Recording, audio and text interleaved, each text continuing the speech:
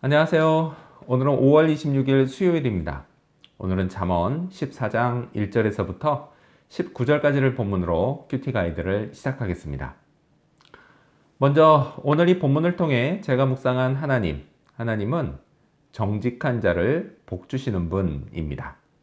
9절 말씀 읽어볼까요? 미련한 자는 죄를 심상히 여겨도 정직한 자 중에는 은혜가 있느니라. 아멘. 자, 심상히 여긴다라는 말은요, 별거 아닌 것처럼 여긴다, 이런 뜻입니다. 자, 아무튼요, 이 구절 말씀을 보면 정직하신 하나님은 정직한 자에게 은혜를 베푸십니다. 자, 정직하려면요, 당장 눈앞에 있는 손해를 감수해야 합니다. 근데 그 손해가 뭐냐? 어떤 기회일 수도 있고, 또 돈일 수도 있고요, 또 사람일 수도 있고, 부동산일 수도 있습니다. 자, 조금만 속이면 그걸 얻어낼 수 있지만, 하나님이 제게 정직을 원하시기 때문에 이런 걸 포기할 때 하나님은 그런 저를 기억해 주십니다.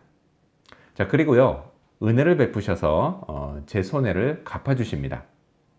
자, 그런데 사실요, 좀 더 정확히 말하면 그건 손해를 갚아 주시는 게 아닙니다.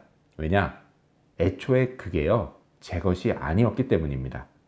따라서요, 이렇게 받는 것은 은혜로 받는 하나님의 선물입니다. 자, 11절 말씀도 읽어볼까요?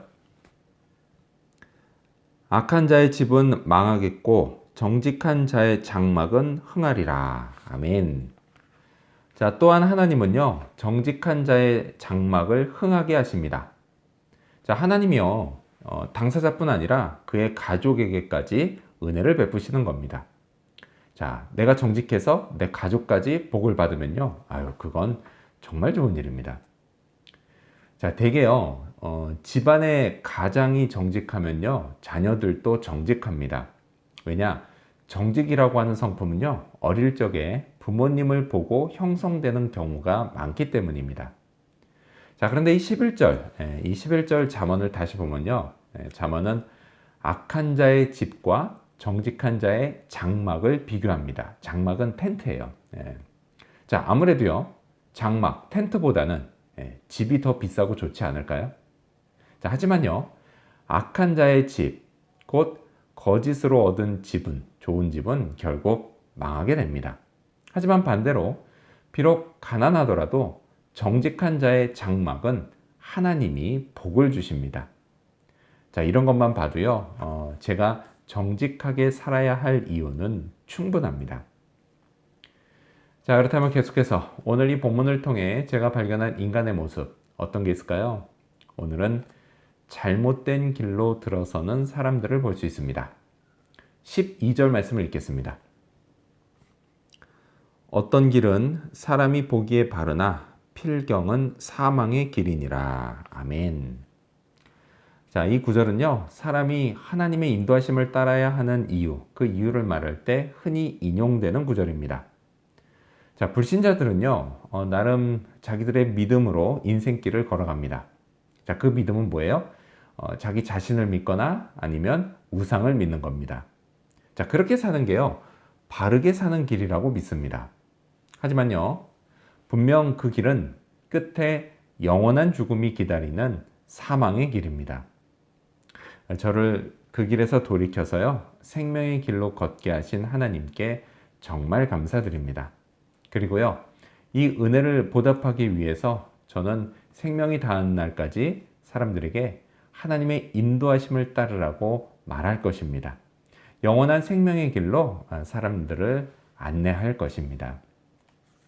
자, 그런데요, 지금 읽은 이 구절은 이미 그 길로 들어선, 그 길을 걷고 있는 저에게 여전히 적용되는 말씀입니다. 자, 이제는 이게요, 선택에 관한 문제가 됩니다. 자, 사람인 저는요, 여전히 잘못된 선택들을 합니다. 제가 보기에 맞는 것 같은데, 하나님이 보시기에는 그렇지 않은 선택을 할 때가 있습니다. 그리고요, 그 선택의 끝은 늘 좋지 않습니다. 도중에요, 많이 불안해집니다. 근데 그런데도요, 끝까지 이걸 밀어붙이면, 이건요, 다 제 교만과 자존심 때문입니다. 그걸 끝까지 밀어붙여요. 그러다 보면은 결국 후회할 일들만 생깁니다. 때로는요, 무거운 죄책감에 시달리기도 합니다. 정말 감사한 건요, 성령께서 제게 경종을 울려주신다는 것입니다. 그래서 그 경종을 금방 깨달아야 되는데 이게 깨닫지 못할 때도 있어요. 하지만요, 어떤 때는 정말 금방 확실히 깨닫게 해주실 때도 있습니다. 자, 이럴 때 겸손히 그 경종하심에 순종하면요, 하나님이 나중에 모든 걸 다 회복시켜 주십니다. 자, 그렇다면 끝으로 오늘 이 본문을 통해서 나에게 주신 교훈이 뭘까요? 그건 수고를 싫어하지 말자입니다. 4절 말씀 읽겠습니다. 소가 없으면 구유는 깨끗하려니와 소의 힘으로 얻는 것이 많으니라. 아멘. 자, 이 말씀에서요, 구유가 깨끗해진다라고 하는 건 두 가지로 이해할 수 있습니다. 하나는요, 소 먹이값이 들지 않는다라는 뜻이고요. 다른 하나는 구유를 닦아줄 필요가 없다는 뜻입니다. 근데 이건요, 둘 다 수고를 요하는 일입니다. 한마디로요, 수고할 일이 없다라는 뜻입니다. 하지만요, 만일 소가 있으면 그 소를 통해서 얻는 것도 많습니다. 소로요, 밭도 갈고 논도 갈고 그러면서 훨씬 더 많은 수확을 얻게 됩니다. 그래서요, 내가 드리는 수고와 그리고 그 수고를 통해 얻는 것, 이 둘 중에 어떤 게 더 큰지 생각해 봐야 합니다. 자, 얻는 게요, 더 많다라고 한다면 드리는 수고를 싫어하지 말아야 합니다. 하나님은요, 수고하며 일하는 자를 사랑하십니다. 하나님도 일하시기 때문이죠. 또요, 그렇게 수고할 때 겪는 어려움도 하나님이 알아주십니다. 하나님 역시요, 일하시기 때문입니다. 따라서요, 정직하게 수고하는 사람에게 하나님은 은혜와 복을 내려주십니다. 내가 드린 수고, 그것보다도 훨씬 더 많은 것을 얻게 해주십니다. 물론요, 저도 사람인지라 때로는 그냥 늘어지고 싶을 때도 있습니다. 해야 하는 일인데 그걸 하고 싶지 않을 때도 있습니다. 하지만요, 그때마다 정말 마음을 다잡으려고 애를 씁니다.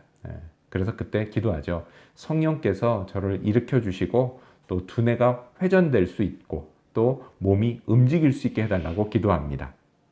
자, 이렇게요, 오늘도 수고하여 얻는 많은 유익들을 기대하며 열심히 사는 그런 하루가 되기를 소망합니다. 기도하겠습니다. 정직한 자를 복 주시는 하나님, 감사합니다. 정직하게 살고 또 주님이 주신 은혜, 그것을 경험하며 살 수 있도록 도와주시옵소서. 또한 잘못 보고 잘못된 길로 가지 않도록 성령의 인도하심을 잘 깨닫고 잘 따를 수 있도록 도와주시옵소서. 그리고 수고하는 것을 귀찮아하고 싫어하지 않게 해주시고 수고하는 거 다 알아주시고 또 그 수고를 통해서 수고보다 더 큰 것을 주시는 하나님을 신뢰하고 오늘도 열심히 살아가게 하여 주시옵소서. 감사드리며 예수님의 이름으로 기도합니다. 아멘.